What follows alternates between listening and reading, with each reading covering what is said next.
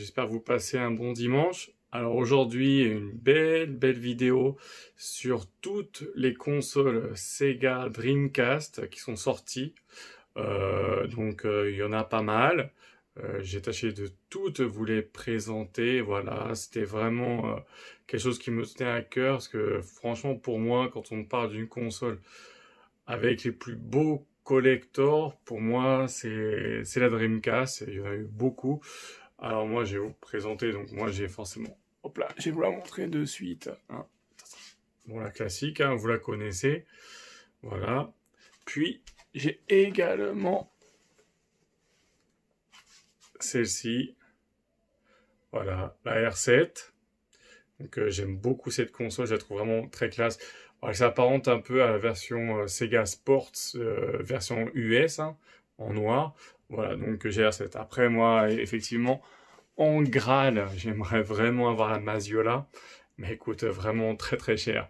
Donc je vous présente toutes les consoles. Non, ça va être dans l'ordre chronologique. Et voilà, je vous dis à chaque fois sa date de sortie, le prix, quelques anecdotes dessus. Et puis voilà, et puis surtout, ne loupez pas surtout, on va dire, j'ai fait un petit documentaire en plus à l'intérieur spécial pour la Maziola. Et franchement, voilà, vous allez voir comment elle se fabrique. Et même à l'heure actuelle, on peut commander justement ces fameuses peintures. C'est une société d'Osaka qui fait ça en plus. Donc voilà, c'est un petit documentaire dans le documentaire. J'espère que ça va vous plaire. Voilà, je vous dis à tout à l'heure. La Sega Dreamcast va connaître deux couleurs de boîte. À chaque fois, ça sera toujours Hidekazu Yukawa en photo. Mais il y aura la première, la boîte orange, ma préférée. Et ensuite, vous aurez aussi la boîte blanche. Le 29 juillet 1999 sortira la Collector Seaman, donc c'est qui est transparente. Pour l'obtenir, il fallait la réserver auprès du magasin HMV. En fait, c'est un genre de Fnac, mais en plus petit si vous voulez. Et il fallait débourser environ 300 € pour l'obtenir. Et c'est une édition collector limitée à 500 unités. Ensuite, vous avez eu 6 mois après pour Noël l'édition justement Xmas Christmas Package. Donc cette fois-ci elle sera de couleur rouge, donc de Noël. Hein. Et cette fois-ci elle sera pas de 500 mais 800 pièces. Le prix par contre restera le même dans les 300 € et c'était pareil, il fallait la réserver auprès du magasin HMV. Le 21 août 2000 sortira la Dreamcast Collector CSK.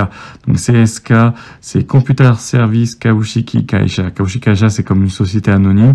Donc c'est une société qui fait des visioconférences entre entreprises pour faire du business ou pour faire une meilleure communication plus simple et rapide, ou alors entre hôpitaux, justement, entre grands médecins. Donc c'était, on va dire, l'ancêtre du FaceTime. Donc c'est une édition collector qui est limitée à 1000 pièces et le prix était à 350 €. Voilà. Donc c'est une belle pièce, simple mais efficace.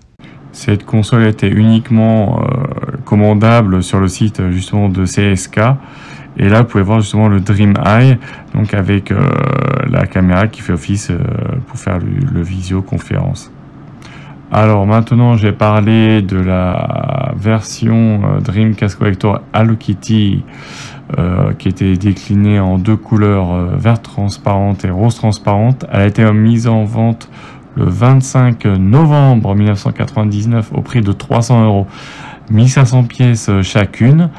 Et ce qui était sympa, c'est que la manette était aussi de la même couleur, le clavier également, et aussi il y avait la carte mémoire VMU aussi d'incluse. Donc c'était vraiment pour fêter l'anniversaire de Hello Kitty qui justement fêtait ses 25 ans. Pour célébrer la sortie de Biohazard de Code Veronica, Sega va faire deux Dreamcast Collector qui seront commandables par toujours leur site à eux des directs. C'est-à-dire que c'est un total de 2000 pièces, mais qui sera réparti pas de manière impartiale. C'est-à-dire, vous aurez 1800 pièces pour la collector Claire Redfield, donc la rouge transparente. Elle sera au prix de 300 €. Alors que la noire transparente Stars, elle, sera éditée à seulement 200 pièces. Par contre, le prix ne bouge pas, il sera toujours de 300 €. Le 29 mars 2001, donc à 2 jours de l'annonce de l'arrêt de la production définitive de la Dreamcast, Sega va sortir 3 modèles collector de variations de couleurs.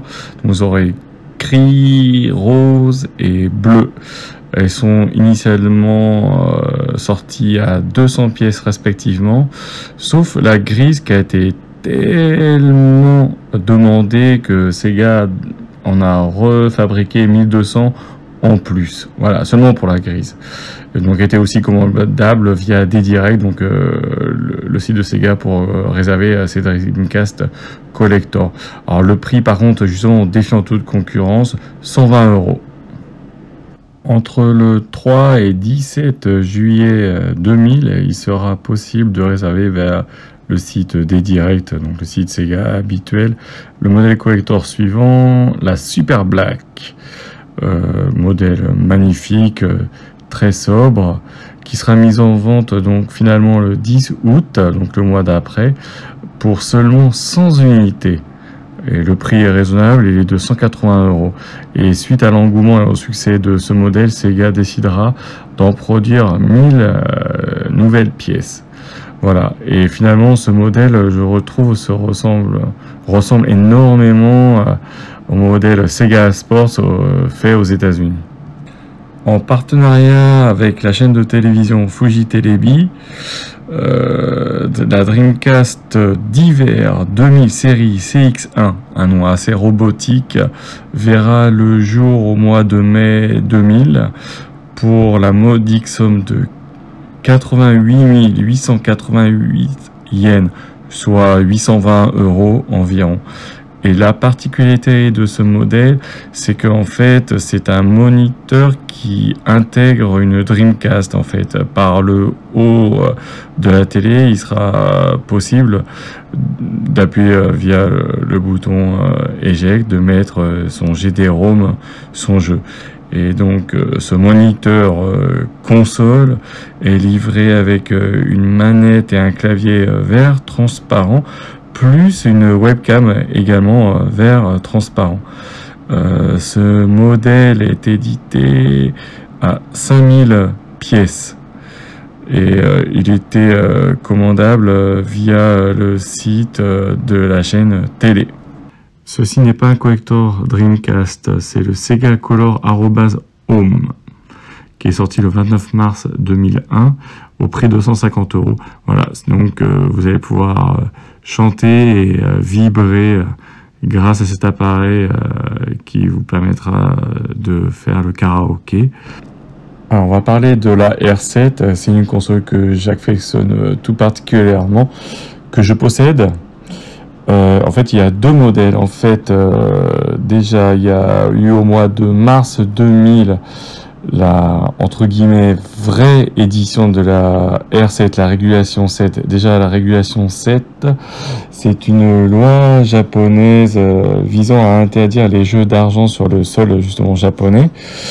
Donc, cette console coûte 450 € à sa sortie et elle est limitée à 200 exemplaires. Il y a des goods qui seront livrés avec des straps et le CD justement qui servira de terminal d'accès pour avoir des informations en ligne.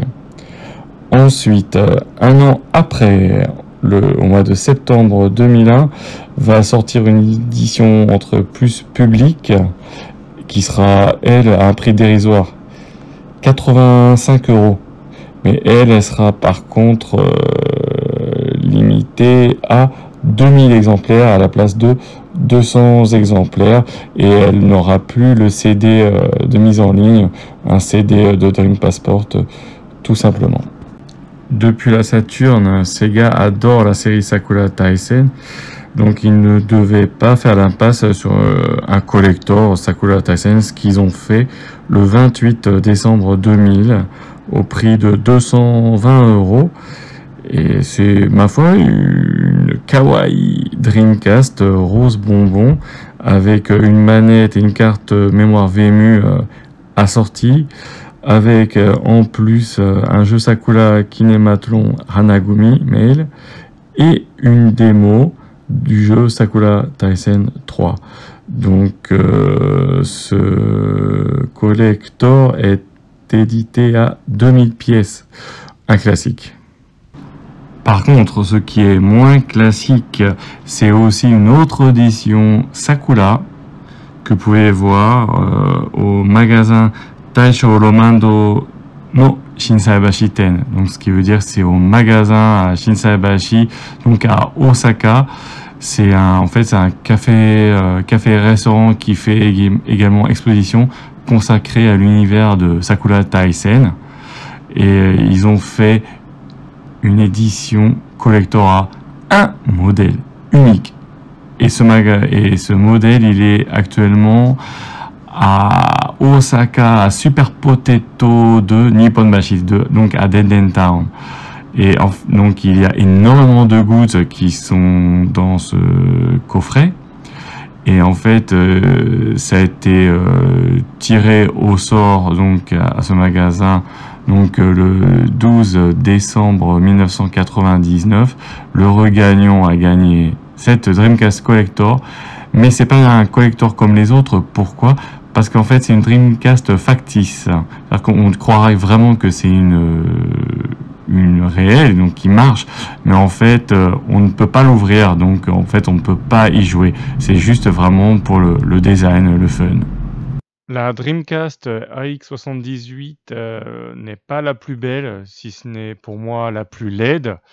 En tout cas, la RX78, elle fait justement hommage avec son chiffre 78 au robot Gundam, hein, la première série, le premier modèle original, le RX78 justement. Voilà, c'était pour, on va dire, fêter les 3 ans aussi du site Sega Direct, donc le site internet. Elle est sortie le 22 avril 2002, donc un peu sur la fin aussi de la console, à un prix modeste, 14 800 yens, donc ça fait 120 €. C'est la console, donc on va dire, qui a été fabriquée avec le moins d'unités possible, parce que seulement 78, mais à l'heure d'aujourd'hui, même ça fait déjà quelques années que c'est la console Dreamcast Collector la plus chère. La plus chère. Elle dépasse même le prix de la Maziola, même celle qui est signée. Je pense que pour attacher ces services, il faut débourser plus de 10 000 €. Oui, 10 000 €. Donc c'est assez énorme pour une console qui n'est pas forcément très belle, mais c'est vrai qu'elle est rare et elle peut être très appréciée justement par ceux qui recherchent justement des modèles collector. On va parler de mon Graal. Pour finir en beauté, la Dreamcast Maziola, elle est sortie le 1er août 1999 au prix de 260 €. Et elle est limitée à 500 pièces. Par contre, il y a une distinction à faire, c'est-à-dire qu'il y a 300 exemplaires qui ont été commercialisés avec une boîte en carton via le site internet de Sega, puis 200 autres qui ont été remis lors d'un concours organisé via le sponsor de Maziola, puisque Maziola sponsorisait principalement une équipe de Formule Nippon, l'écurie Taira Racing. Et justement, ces 200 pièces ont eu le privilège d'être signées sur le capot de la Dreamcast par le pilote phare Tadahiko Taira. Et en plus, une lettre avec une dédicace prévue à cet effet. En petit cadeau bonus, je vous montre 2 petites vidéos justement pour voir la Maziola sous toutes ses coutures, de gauche à droite. Comme ça vous permet de voir selon les angles. Ça va bien varier du violet au vert. Elle est vraiment magnifique, c'est tout un poème cette console. Et maintenant, je vais vous montrer aussi en exclusivité comment se fait une peinture manuelle et sur quels détails.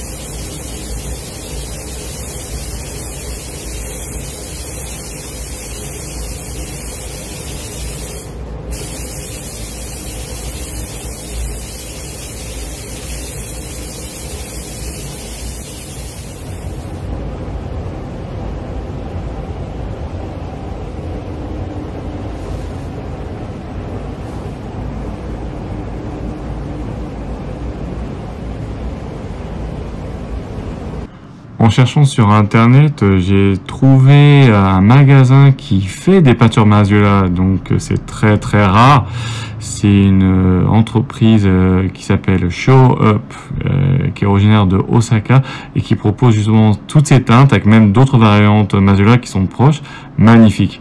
Ce sont des peintures de haute qualité, donc le prix aussi est assez haut. Il faut compter environ 1100 € pour même pas 1 kg pour avoir justement 900 ml et pour 190 ml, il faut compter environ 380 €. Donc c'est assez conséquent. Voilà, en tout cas j'espère que la vidéo de la Dreamcast vous aura plu. J'ai mis tout mon cœur et beaucoup d'énergie. Voilà, n'oubliez pas de vous abonner pour suivre nos prochaines aventures. On fera des hors-séries, mais pour l'instant, on va rester sur nos 1cc et nos découvertes. À très bientôt. Voici une collector Dreamcast très intéressante qui est très très peu connue, puisque Sega avait réussi à avoir un partenariat avec le constructeur automobile Toyota.